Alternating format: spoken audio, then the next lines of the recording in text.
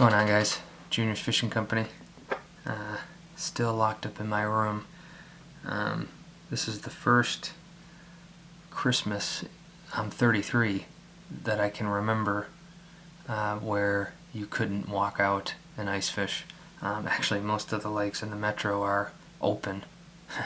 So it's been definitely a weird winter, but that just gives me more time to mess around on the vise, which I'm actually okay with.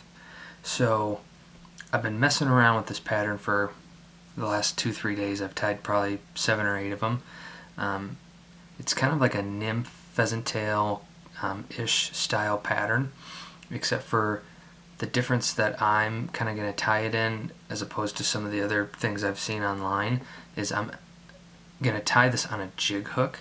The other videos, they use, check nymphs and stuff like that, but I'm going to be fishing this with a 60-degree, this is just a 46-47 Daichii. I've been tying a lot of 16s, and I think this is a 14. And the goal is, this is not a very good one, this was the first one I made, is to fish it like this. So I'm going to fish it horizontal, and that means that I want this bait to, it's going to be upside down. I mean, jig hooks always ride eye up, but normally you would tie it like this, but you'll see about halfway through I flip my hook, so I kind of tie it upside down, which this is actually a trickier tie than I was originally thinking it was going to be. This is just UTC 70 Denier in wood duck. So I'm going to get my thread down in the bend a little bit, not too much, but I do like to have a nice long body. The tail of this is going to be, I've gone back and forth between, I've been using flank, I've been using hen, tons of different stuff, but I landed on, where's my patch? I really like, it might be hard to tell with the color, this is like a gray, light brown, gray, looks like in the camera some black, white. I really like this, and that's going to be my tail and my wings. So what I just did was, where'd it go? So stripped a feather, and I'm going to align the tips, and I'm going to take them off, and this is going to be my tail around in my hand. And I don't want a super big tail or super long, probably almost a shank length. If anything, maybe a little bit shorter. Just gonna get that to ride right on top, and then I'm gonna keep all those fibers in place. I've got a little gray tail. I'm gonna build just a slight kind of taper, but I'm gonna go down pretty far. And the tricky part about this is I end up using 2 kind of stacks of pheasant tail. This is I think just yellow, dyed yellow, and I'm gonna wrap this just like you would with any pheasant tail nymph, except for I'm not gonna use wire.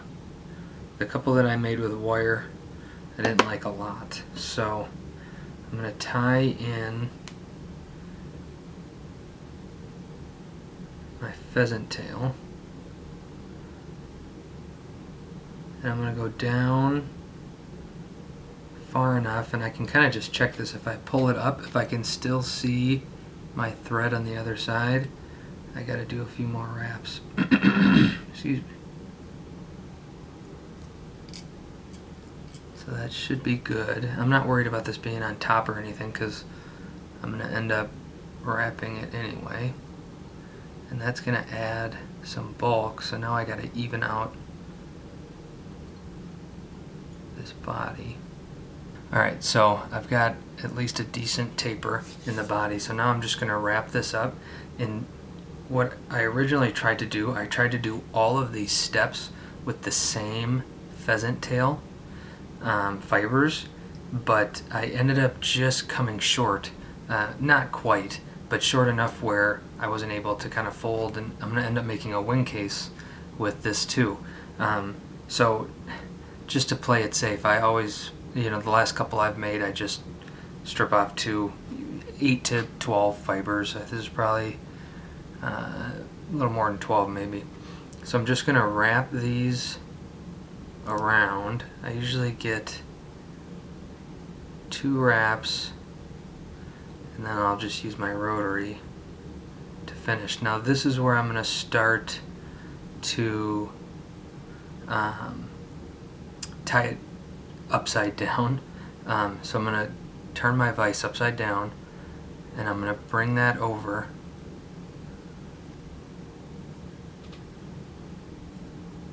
I'm going to catch it just with a couple wraps, and that looks pretty good. I don't like a super big, there's going to be dubbing up here with my wing case. I don't want it to be too big. It's kind of a fine line because it looks silly if it's a tiny little wing case, but it looks weird if it's mostly dubbing and there's not much pheasant tail. So kind of just got to play around and figure out what you're going to like best. So what I'm going to do now, I'm going to make just a little light with 70 Denier half hitch just to save where I am, and then I'm going to flip my hook, because to tie like this for the next 10 minutes is going to be super annoying because this is just going to get in the way constantly. So I'm going to actually take my hook out, and my tail fibers, I mean, they're nice and straight and they'll just be still nice and straight. I'm just going to fit it right into there, and just on the tip of this hook I'm going to put some good pressure, just enough where it's not going to move. And those fibers, there's still a wide enough gap where those fibers aren't, the hook's wider, or the hook is thicker than all those little fibers, so I haven't had a problem yet. I'm going to put back my thread a little bit, probably about right there. Now I'm going to put in my other pheasant tail, and I want this one to be a little bit thicker because I personally like a thicker wing case. I might even add more than this, just because I think they look kind of silly if they're too thin. That's just personal preference. So I've probably got more than I need. Just cut off the fine tips and then the kind of the feathery skin. And I'm going to tie this. I want this to be right on top. I want to make sure that these are all lined up. I don't want to. I want to pull out as little as I can. So I'm going to get that right on top. Kind of just split my hook almost. And I'm going to go back to where my pheasant wraps are. So now I'm going to put my dubbing down, and I've gone back and forth on dubbings. I've used just hare's ear gold. I've tried superfine in amber. I've tried mixing some amber with I don't know where it went, but some CDC in olive. But what I am going to try with this one, this is the first time I've tried it, I'm going to do hare's ear gold and amber dry fly. So I just kind of combined up, just probably more than I'll need. I'd rather have more than I need than have to re-stack them. You can always save one for the next one. And don't want this to be overly dubbed, but again, I'll build that right up.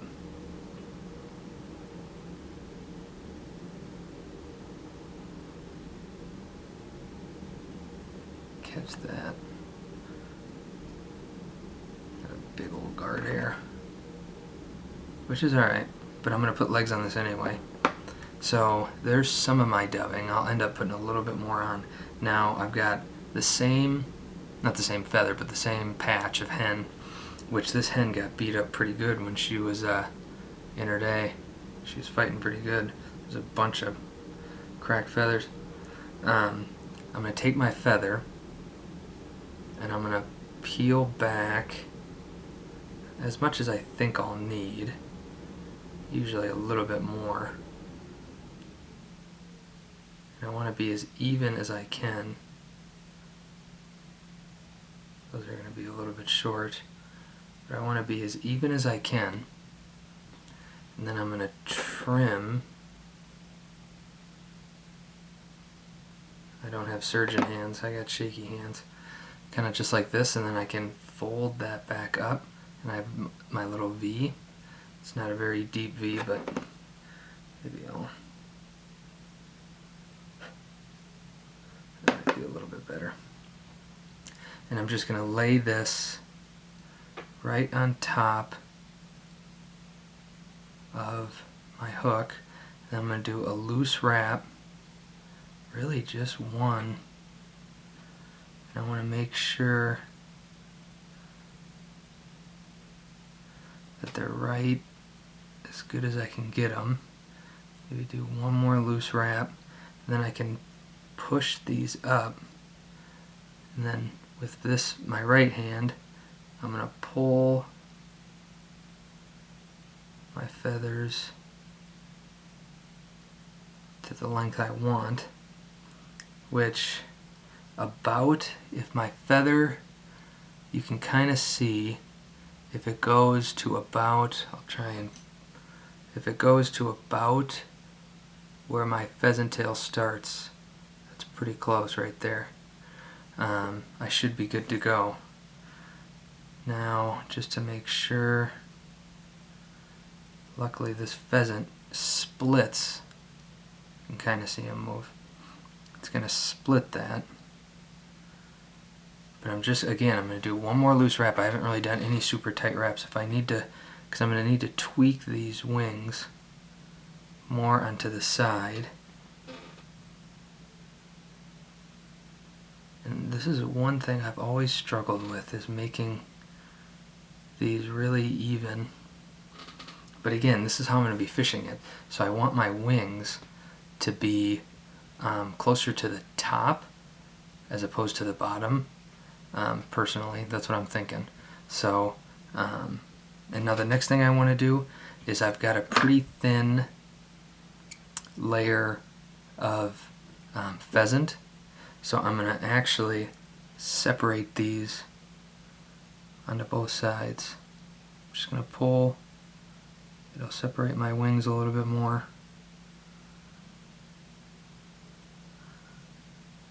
And I'm going to kind of hold these ones while I put some tight wraps on there. Now I can just come in with my scissors and then just try not to cut my thread. That wouldn't be fun. You can always just cut and then come back in. But I'm going to put some UV down so I'm not too worried. This fly, it's just gotten away from me. Maybe I'm making it more complicated than it has to be. But I really like this wood duck when I put some UV on it. I think it looks pretty cool. The green kind of shows really well. But the one thing I've noticed about this when I'm tying this upside down is I get a little gap with my bead and my dubbing, and it's been kind of a pain to try and fill that, because it kind of, you can see it's just a kind of a little gap that I don't want. And so, but I don't want dubbing on the top. So I've been trying to just do a tiny little like ball of dubbing, super short.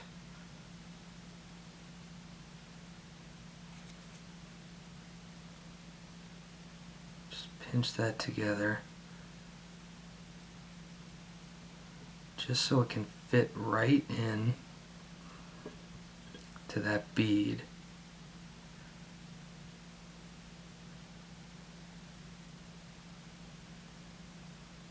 So now you can kind of see I kind of filled that in, and now I just have to be careful with my whip finish that I don't wrap over that. But I am pretty much ready to do my whip finish and finish this one off before I put my UV on. Always whip finish before you put your UV on.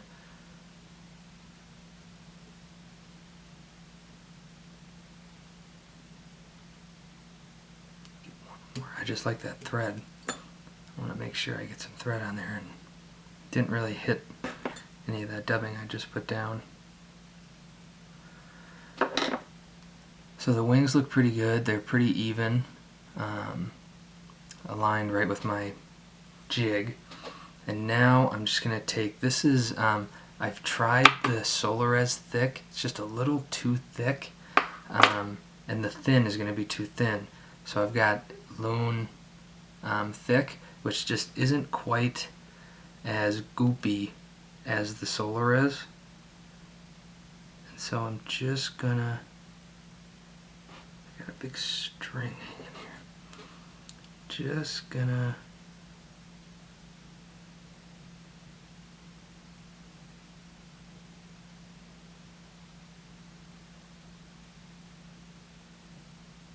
put down a decent amount.